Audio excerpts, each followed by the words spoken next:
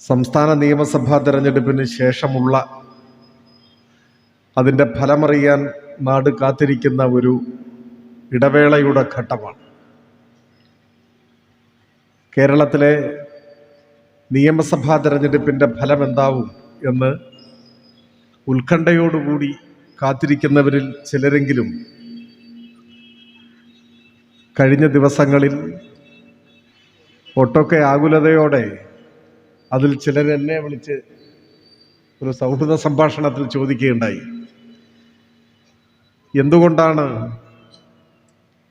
UDF നേതൃത്വത്തിൽ, പ്രത്യേകിച്ച് കോൺഗ്രസ് നേതൃത്വത്തിൽ വലിയ ആത്മവിശ്വാസമാണല്ലോ പ്രകടിപ്പിക്കുന്നത്.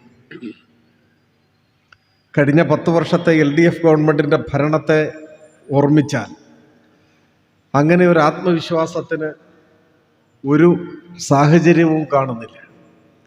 പക്ഷെ വലിയ ആത്മവിശ്വാസമാണ്. മുഖ്യമന്ത്രി ആരാവണം എന്നതിനെക്കുറിച്ചൊക്കെ ചർച്ചകൾ നടക്കുകയാണ്. നവമാധ്യമങ്ങളിൽ അത്തരം ചർച്ചകളൊക്കെ സജീവമായി ഉയർന്നു വരികയാണ്. എന്താണ് കാരണം?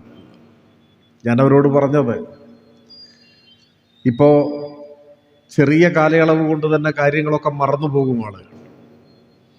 അപ്പോൾ 5 വർഷം മുൻപ് 2021 കേരള നിയമസഭാ തെരഞ്ഞെടുപ്പ് നടന്നപ്പോൾ നിങ്ങളിൽ ചിലരെങ്കിലും ഓർമ്മിക്കുന്നുണ്ടാവും, അന്ന് വോട്ടെണ്ണിയത്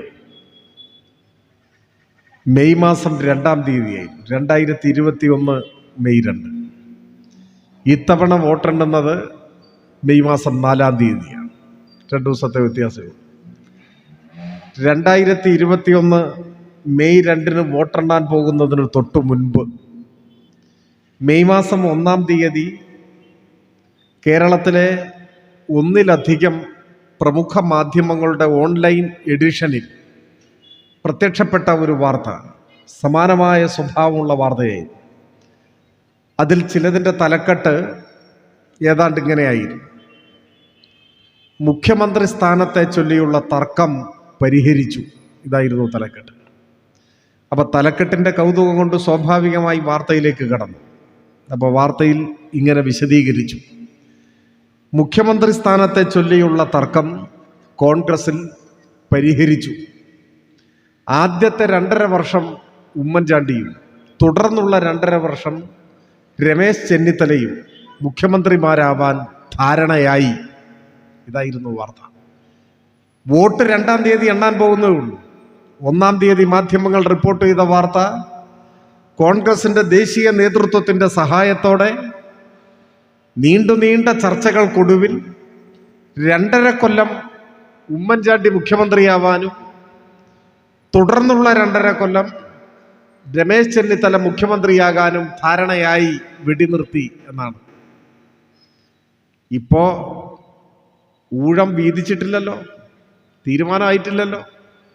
അയാളാവണം ഇയാളാവണം എന്നൊക്കെ പറയല്ലേ ചെയ്തിട്ടുള്ളൂ.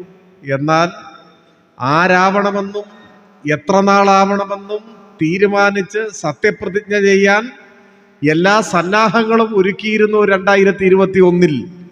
അന്നത്തെ കോൺഗ്രസിൻ്റെ ആത്മവിശ്വാസവുമായി താരതമ്യപ്പെടുത്തിയാൽ അതിൻ്റെ പകുതി ആത്മവിശ്വാസം ഇപ്പോൾ ഇല്ല എന്ന് കണ്ടോളണം.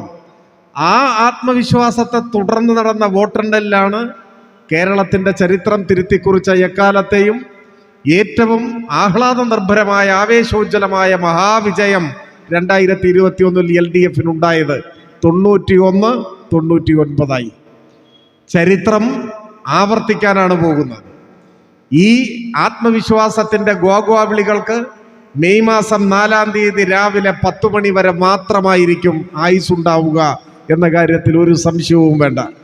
കേരളം ഇടതുപക്ഷത്തെ ഹൃദയത്തിൽ സ്വീകരിക്കുന്നതിൻ്റെ ഏറ്റവും തിളക്കമാർന്ന മഹാവിജയം LDFിന് നേടിക്കൊടുക്കുന്ന തിരഞ്ഞെടുപ്പായിരുന്നു ഈ കഴിഞ്ഞ തിരഞ്ഞെടുപ്പെന്ന് 4-ാം തീയതി കേരളം തിരിച്ചറിയും എന്ന കാര്യത്തിൽ ഒരു സംശയവും വേണ്ട.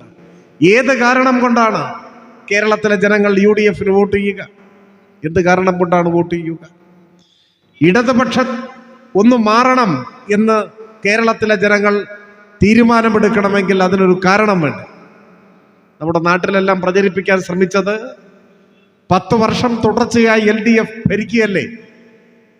അപ്പം ഇനിയൊരു മാറ്റം ഉണ്ടാവട്ടെ, ഇനി ഒരു 5 കൊല്ലം UDF ഭരിക്കട്ടെ എന്നൊക്കെയാണ് ചില ആളുകൾ പ്രചരിപ്പിക്കാൻ ശ്രമിച്ചത്.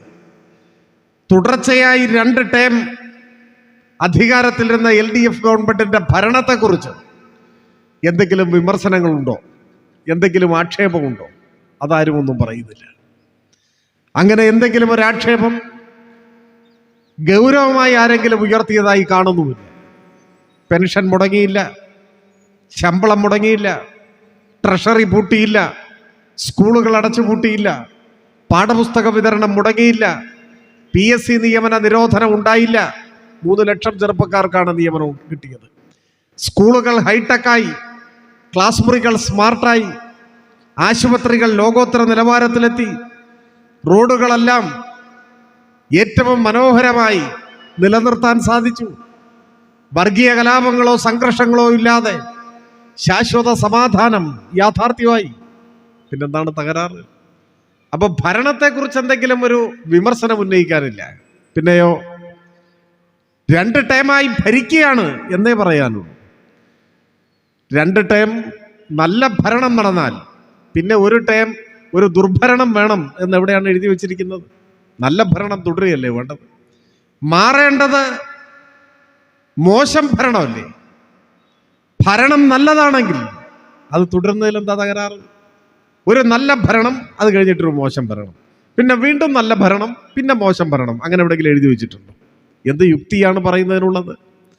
കോൺഗ്രസ് ഈ നാട് ഭരിച്ച സമയത്ത് കേരളത്തിൻ്റെ യാഥാർത്ഥ്യം, കേരളത്തിൻ്റെ സാഹചര്യം എന്തായിരുന്നു? ജനങ്ങൾക്ക് അനുഭവിക്കേണ്ടി വന്ന കഷ്ടനഷ്ടങ്ങൾ എത്ര വലുതായിരുന്നു? 10 വർഷം മുൻപുള്ള കാര്യമായതുകൊണ്ട് പലരും പലതും മറന്നുപോയിട്ടുണ്ടാകും. നിങ്ങൾ ഓർക്കുന്നുണ്ടോ എന്ന് എനിക്ക് അറിഞ്ഞുകൂടാ. സന്തോഷ് മാധവൻ എന്നൊരു അവതാരം ഉണ്ടായിരുന്നു കേരളത്തിൽ. ഞാൻ കൂടുതൽ അദ്ദേഹത്തെക്കുറിച്ചൊന്നും പറയുന്നില്ല, അദ്ദേഹം ഇപ്പൊ ജീവിച്ചിരിപ്പില്ല എന്നാണ് തോന്നുന്നത്.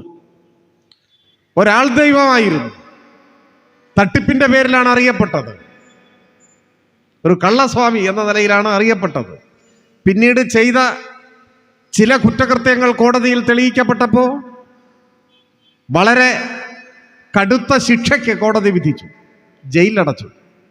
നീണ്ട കാലം അദ്ദേഹം ജയിലിലായിരുന്നു. പിന്നെയാണ് അദ്ദേഹം മരിച്ചതായി റിപ്പോർട്ട് ചെയ്യപ്പെട്ടത്. അങ്ങനെയാണ് എൻ്റെ ഓർമ്മ. അത് ശരിയാണെന്ന ധാരണയിലാണ് ഞാൻ പറയുന്നത്. ഞാനിപ്പോൾ അദ്ദേഹത്തെക്കുറിച്ച് ഇവിടെ പരാമർശിക്കാൻ കാരണം, ഉമ്മൻചാണ്ടി മുഖ്യമന്ത്രിയായിരിക്കുന്ന സമയത്ത് എറണാകുളത്ത് കണ്ണായ ഭൂമി, 100 കണക്കിന് ഏക്കർ ഭൂമി ഇയാൾക്കാണ് ദാനം ചെയ്യാൻ വേണ്ടി തീരുമാനിച്ചത്. 2016 അധികാരം വിട്ടൊഴിയുന്നതിന് മുൻപ് അവസാന ഘട്ടത്തിലെടുത്ത ഏറ്റവും വിവാദമായ തീരുമാനങ്ങളിൽ ഒന്നിതായിരുന്നു. ഒരു ലോകൈക തട്ടിപ്പ് വീരനായ ആൾ ദൈവത്തിന് സർക്കാർ ഭൂമി പതിച്ചു നൽകാനുള്ള തീരുമാനമായി. അക്കൂട്ടത്തിൽ വേറെയും ചില തീരുമാനങ്ങൾ വന്നു. അന്ന് അതിനെതിരെ ശക്തിയായി വിമർശനം ഉന്നയിച്ചവരിൽ ഒരാളായിരുന്നു ഇപ്പോഴത്തെ കേരളത്തിലെ പ്രതിപക്ഷ നേതാവ്. അദ്ദേഹത്തോട് മാധ്യമപ്രവർത്തകർ അന്ന് ചോദിച്ചു, ഇതൊക്കെ കൊള്ളയാണ് എന്നാണോ നിങ്ങൾ പറയുന്നത്? അതിന് ഇന്നത്തെ പ്രതിപക്ഷ നേതാവിൻ്റെ അന്നത്തെ മറുപടി, ഇത് വെറും കൊള്ളയല്ല, തീവെട്ടിക്കൊള്ളയാണ് എന്നായിരുന്നു.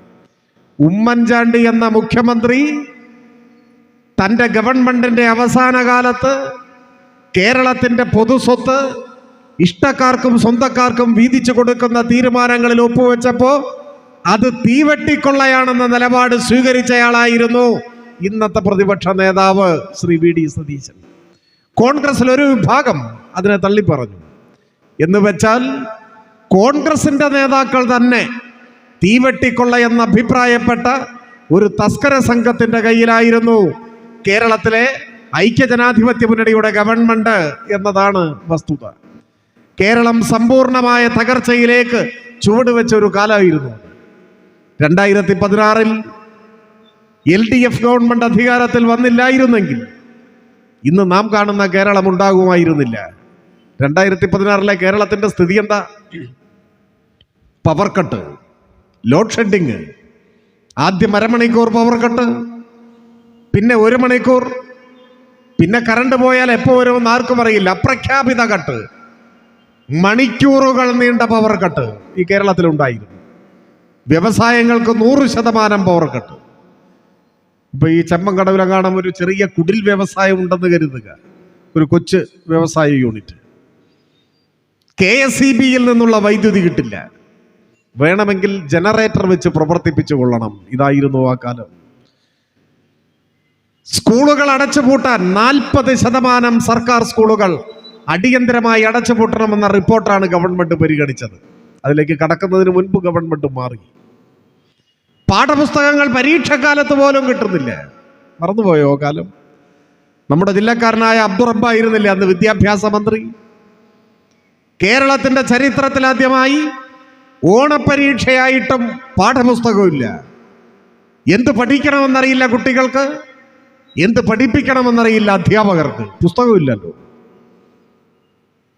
പാഠപുസ്തകം എവിടെയെന്ന് ചോദിച്ച് തെരുവിറങ്ങിയ കുട്ടികളെ മൃഗീയമായി പോലീസിനെ ഉപയോഗിച്ച് അടിച്ചമർത്താനാണ് ശ്രമിച്ചത്. അന്ന് പത്രപ്രവർത്തകർ ചോദിച്ചു വിദ്യാഭ്യാസ മന്ത്രിയോട്, ഓണപരീക്ഷയായിട്ടും പാഠപുസ്തകം കിട്ടിയില്ല, ആദ്യത്തെ അനുഭവമാണ്, എന്താണ് ഇങ്ങനെ? അതിന് അദ്ദേഹം പറഞ്ഞ മറുപടി ഓർമ്മയില്ലേ നിങ്ങൾക്ക്? അദ്ദേഹം പറഞ്ഞു, ഓണം ഇക്കുറി നേരത്തെ വന്നുകൊണ്ടാണെന്നാണ്. ഓണം ഉണ്ടായ കാലം മുതൽ ചിങ്ങത്തിലല്ലേ ഓണം, കർക്കിടകത്തിൽ ഓണം വന്നിട്ടുണ്ട്. അബ്ദുറബിന് എന്ത് ഓണം, എന്ത് പാഠപുസ്തകം, എന്ത് പരീക്ഷ, എന്ത് പള്ളിക്കൂടം, വല്ല പിടിയുണ്ടായിരുന്നു? ഇതായിരുന്നു കേരളത്തിലെ വിദ്യാഭ്യാസ സ്ഥാപനങ്ങളുടെ സ്ഥിതി. ഇപ്പോൾ എങ്ങനെയായി? സ്കൂൾ തുറക്കുന്നതിന് മുൻപ് കുട്ടികളുടെ കയ്യിൽ പാഠപുസ്തകം. ഈ കൊല്ലം ഒരു പടി കൂടി കടന്നു. സ്കൂൾ പൂട്ടുന്നതിന് മുൻപ് അടുത്ത കൊല്ലത്തെ പാഠപുസ്തകം ഇക്കൊല്ലം തന്നെ കുട്ടികളുടെ കയ്യിൽ കൊടുത്തു. അതാണ് കേരളത്തിൽ വന്ന മാറ്റം. ഇങ്ങനെയാണ് കേരളം മാറിയത്. പവർ കട്ടും ലോഡ് ഷെഡിങ്ങും ഇല്ലാത്ത നാടായി കേരളം മാറി. പാഠപുസ്തകങ്ങൾ സമയത്തിനെത്തി. ലാഭനഷ്ടങ്ങളുടെ അടിസ്ഥാനത്തിൽ സ്കൂൾ വിദ്യാഭ്യാസത്തെ കാണരുത് എന്ന നിലപാട് സ്വീകരിച്ചു. 40% സ്കൂളുകൾ അടച്ചുപൂട്ടാനുള്ള UDF സർക്കാരിന്റെ റിപ്പോർട്ട് മാറ്റിവെച്ചു. 10 കുട്ടികളെ ഒരു ക്ലാസ് മുറിയിൽ ഉള്ളെങ്കിലും ആ കുട്ടികളെ പഠിപ്പിക്കണം എന്ന നിലപാട് സ്വീകരിച്ചു. ആ കുട്ടികൾ നാളെ ആരാവും എന്ന് നമുക്ക് പറയാൻ പറ്റും. ഒരു സ്കൂൾ അടച്ചു പൂട്ടിയാൽ അവിടെ പഠിക്കുന്ന കുട്ടികൾ എന്ത് ചെയ്യും? അവരുടെ രക്ഷിതാക്കൾ എന്ത് ചെയ്യും? എത്ര ദൂരെയായിരിക്കും മറ്റൊരു സ്കൂൾ ഉണ്ടാവുക? ചില കുട്ടികളുടെ പഠനം അവിടെ അവസാനിച്ചു പോവില്ലേ? പണ്ട് കോട്ടയത്ത് ഉഴവൂരിനടുത്ത് ഓലമേഞ്ഞ ഒരു സർക്കാർ പള്ളിക്കൂടത്തിൽ വെറും തറയിലിരുന്ന് പഠിച്ച ഒരു പാവപ്പെട്ട വീട്ടിലെ കുട്ടിയാണ് പിന്നെ ഇന്ത്യയുടെ പ്രസിഡന്റായി മാറിയത്. അന്ന് ആ സ്കൂൾ അടച്ചു പൂട്ടിയിരുന്നെങ്കിലോ? അപ്പോൾ ലാഭനഷ്ടങ്ങളുടെ അടിസ്ഥാനത്തിലല്ല വിദ്യാഭ്യാസത്തെ കാണേണ്ടത്. കുട്ടികൾക്ക് സൗജന്യമായി വിദ്യാഭ്യാസം പകർന്നു കൊടുക്കാൻ കഴിയണം. ഇപ്പോഴിതാ LDF സർക്കാർ തീരുമാനിച്ചിരിക്കുന്നു, ഡിഗ്രി വരെ സൗജന്യ വിദ്യാഭ്യാസം. ഇന്ത്യയിൽ എവിടെയുമില്ല, കേരളത്തിൽ മാത്രമാണ്.